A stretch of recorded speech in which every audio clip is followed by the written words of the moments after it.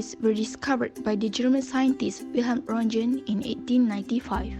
A few years later, radioactive radium was discovered by the French scientists Marie and Pierre Curie.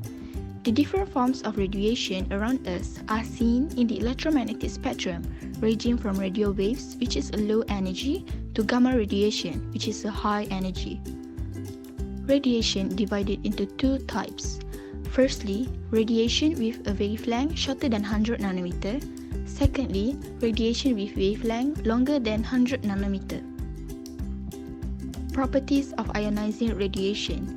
Ionization occurs when an electron in the inner orbit of an atom receives enough energy to escape from the influence of the nucleus. It will cause the formation of a positive ion and a negative ion to occur.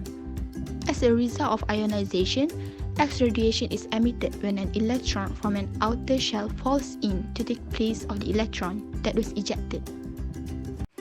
Ionizing radiation 2. Alpha and beta particles, gamma rays and X-ray cause ionization when they pass through matter.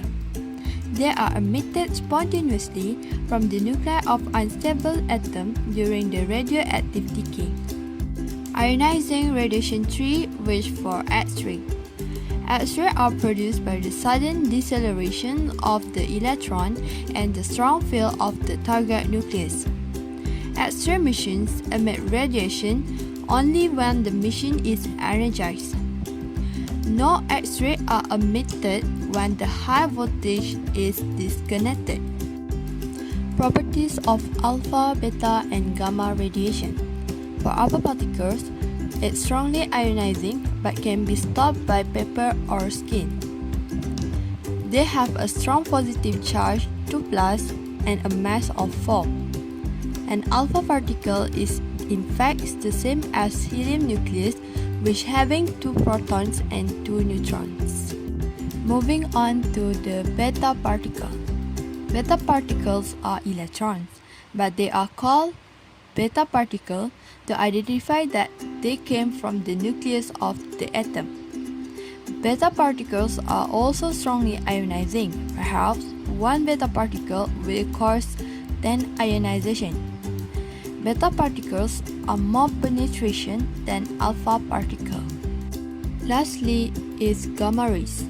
Gamma rays are very poor at ionizing, about 1:1, but very difficult to stop them because they are very penetrating.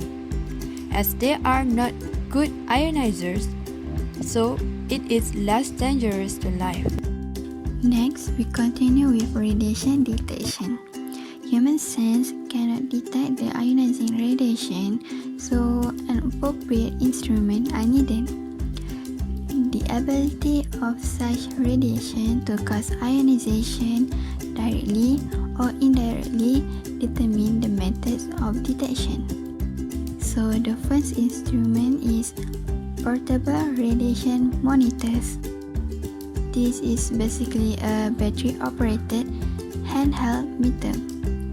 It usually used at radiation facilities and work sites to ensure that the radiation level is within its limit. This monitor consists of probe containing the detector. This portable radiation monitor must be calibrated at periodic intervals in a radiation calibration facilities. The second instrument is area radiation monitor. This monitor gives an indication of the external radiation level in an area where there are ionizing radiation. So, if the level exceeds a predetermined value, it sounds an alarm. This area radiation monitor usually are designed to respond to gamma radiation. The third instrument is personal dosimeters. This is used to determine how much radiation is received by a radiation worker in the course of his work. So the first one, we look at the thermometer ionization dosimeter. It consists of 2 lithium fluoride chips mounted on a card and encased in a special holder, worn like a patch on the body for 1 or 2 months depending on the nature of work. The amount of radiation the worker receives is recorded on the TLC chips. The used card is heated up in the TLD reader, and the amount of light emitted is proportional to the amount of radiation absorbed by the card. It is considered to be the amount of radiation. Next, the QFE dosimeter. QFE stands for Quartz Fiber Electrometer.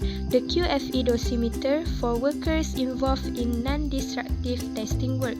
This is type of radiation dosimeter, a pen-like device that measures the cumulative dose of ionizing radiation to receive by the device, usually over 1 work period. It is clipped to a person's clothing, normally a breast pocket for whole body exposure, to measure the user's exposure to radiation.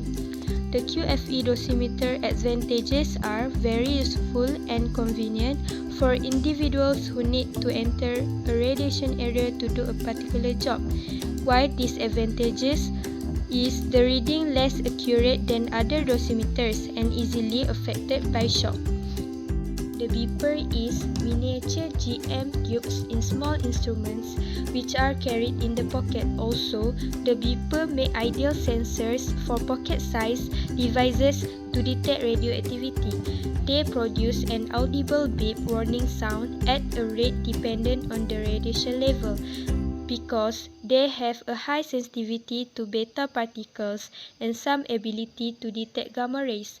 When a predetermined dose rate is exceeded, it will give a warning note which increases in frequency with dose rate. Okay, next let's move to the subtopic of 4.3, which is the radiation safety. There are many different careers that interact with radiation on their job. For example, the type of work in radiation are radiologists, radiation oncologists, scientists, researchers, nuclear technicians, health physicists, civil engineers, as well as power plant operators. Therefore, the occupational exposure limits have been invented. It is specified in the Radiation Protection of Ionizing Radiation Regulations in the year of 2000, where it followed the recommendations of the ICRP. There are 2 categories of persons that have been divided. There are adults who are exposed in the course of their work and the members of the public. These dose limits are designed to prevent the incidence of deterministic effects by keeping the dose limit below the threshold values. Then, the ALARA principle is also applied, where it aims on not to just keep the radiation within the dose limit, but to ensure that the protection is optimized and the exposures are all kept as low as reasonably achievable, where economic and social factors being taken into account. Dose limit for radiation worker and public can be categorized into a few factors. First, the dose limit of radiation worker is 20 millisievert per year, while the public is 1 millisievert per year. Second, the period of both categories are the same, where it is in the duration of 5 years. Third, the effective dose of radiation worker shall not exceed 50 millisievert in any single year, while the public does not exceed 1 millisievert per year. Fourth, ALARA principle is applied on both of the categories. And lastly, the pregnancy, where it is much more focused towards the public. As for women who are not pregnant, they should have the same dose limit as that of men. While for women who are pregnant, the equivalent dose limit to the surface of the woman's abdomen shall be 2 millisievert for the remainder of the pregnancy. Some additional information on the possible health effects of radiation exposure on unborn babies can be described as during the first 2 weeks of pregnancy, the radiation-related health effect of greatest concern is the death of the baby. Second, between weeks 2 and 18 of pregnancy, birth defects can occur, especially to the brain. Third, between the 18th week of pregnancy and birth, radiation-induced health effects are unlikely unless the fetus receives an extremely large dose of radiation. Lastly, after the 26 weeks of pregnancy, the radiation sensitivity of the fetus is similar to that of a newborn, where birth defects are not likely to occur. Next, we will move forward to radiation accidents. A radiation accident shall be considered to have occurred if, first, an unexpected, uncontrolled high level of ionizing radiation occurred, as in the case of loss by damage of the radiation shielding of a sealed radioactive source or irradiating apparatus. Second, an individual enters a high radiation field by accident. Third, radiation accident also can be considered to occur if there is a loss of control of unsealed radioactive material causing a spillage or leakage of the radioactive material. Besides, if that individual's skin or clothing becomes contaminated, which means in these radioactive materials that release to the environment, for example air, that air becomes contaminated, that can cause radiation accident to our skin. Lastly, radioactive material is accidentally released into the environment in excess of the discharge level permitted by the regulation. So, the last topic that we will discuss is emergency procedure. First, evacuate all individuals from the affected area. Second, block off the affected area including all locations where the radiation level exceeds 25 mSv per hour and post warning signs at all its entrances. Third, take immediate action to reduce the hazard caused by the radiation accident. Fourth, make arrangements to provide temporary shielding, monitor and decontaminate any affected individual and the area, and take all other actions necessary to return the situation to normal at all its entrances.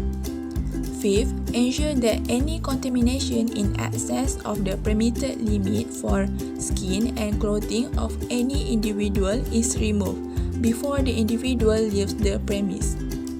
Sixth, ensure that any personal clothing or other private property which is contaminated by radioactive materials is not taken from the premise or released to a public laundry until it can be shown that the contamination does not exceed the permitted contamination limit. Lastly, refer affected individuals for medical observation and treatment. This is a video of example the radiation safety procedure. The beginning of the atomic age in the 1940s raised awareness about radiation because of its association with atomic power. Today, radiation powers nuclear power stations. But radiation is found everywhere: in the oceans, rocks, soil, plants, the atmosphere, and even our bodies. Natural sources of radiation are usually insufficient to be dangerous. However, overexposure to radiation can cause serious biological and environmental damage. This risk means that mandatory safety procedures must be followed at all times. Let's learn more about radiation safety procedures in the laboratory.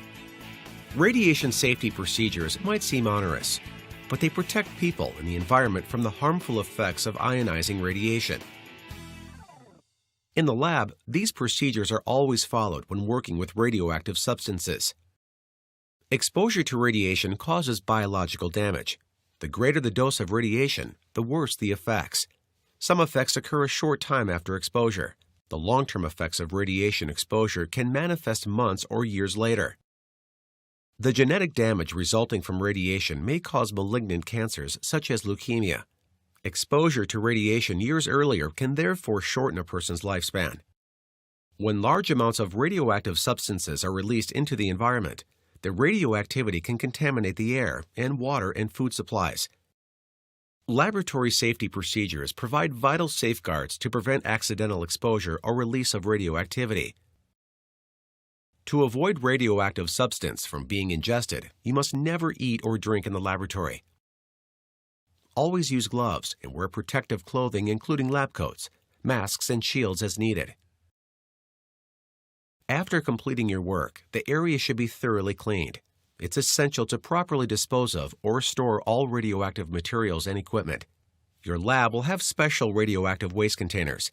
Once you have finished working with radioactive materials, you must wash hands and arms thoroughly. Performing one or more trial runs with non-radioactive materials will test the effectiveness of your lab procedures and equipment. In any situation, you should aim to minimize your exposure to radiation. 3 basic methods help protect people from radiation. First, you should spend as little time as possible next to a radiation source. Less time spent close to a radiation source results in a lower dose. Second, you should maximize your distance from the source. The further you are from the source, the less radiation you will receive. The third method to minimize exposure to radiation is shielding. Shielding physically prevents atomic particles moving from the source to where they can do damage. Common shielding materials include steel, concrete, lead, and soil. Familiarity with radiation safety procedures is useful in many industries. For example, radioactive materials are used in medical imaging. In nuclear medicine, radionuclides are combined with other elements and various chemicals to form radiopharmaceuticals. Radiotherapy uses high-energy radiation to kill cancer cells. When using these applications of radioactive materials, scientists and doctors always follow the correct radiation safety procedures. So, from the video, we hope that we understand that it is important to protect ourselves from radiation.